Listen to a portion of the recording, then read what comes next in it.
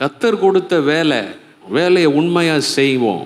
ஆனால் ஒரு நாளும் கர்த்தருக்கு கொடுக்க வேண்டிய ஸ்தானத்தில் உங்கள் உலகத்தின் வேலையை கொண்டு வந்து வச்சிடாதீங்க.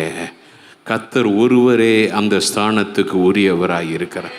ஏன்னா அப்படி நம்ம கொண்டு வந்து வச்சு ஆண்டவருக்கே டைம் இல்லை, ஆண்டவரை தேடுறதுக்கு நேரம் இல்லை, ஆண்டவருடைய சமூகத்துக்கு வர்றதுக்கு நேரம் இல்லை, ஆனால் வேலைக்கெல்லாம் கரெக்டாக டைம் இருக்குது, அதுக்கெல்லாம் முன்னாடி போய் எல்லாம் செஞ்சு நைட்டெல்லாம் உட்காந்து வேலை செஞ்சு எல்லாம் பண்ணுறோம். ஆனால் கர்த்தருக்கு நமக்கு அப்படி இல்லைன்னும் போது நம்ம என்ன செஞ்சுக்கிட்டு இருக்கோம் அப்படின்னு பார்த்தீங்கன்னா, நாம் கர்த்தரை வைக்க வேண்டிய ஸ்தானத்திலிருந்து அவருக்கு பதிலாக இந்த பணத்தை, இந்த உலக பொருளை வைத்து கொண்டிருக்கிறோம். அது ஒரு விதமான விக்கிரக ஆராதனையாக இருக்குது.